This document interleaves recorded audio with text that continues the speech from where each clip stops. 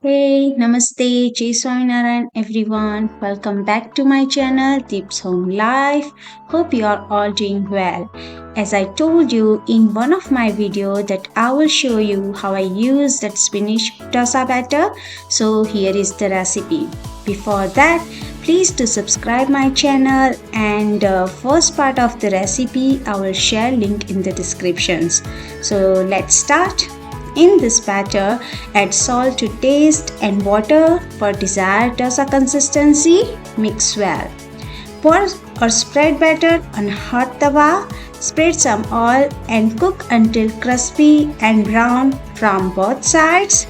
And put some crumbled paneer on top of that to make more delicious and healthy. That's it. Enjoy. Hope you like it. Thank you for watching and don't forget to like, share and comment. See you soon. Till then, take care. Bye. Annyeong.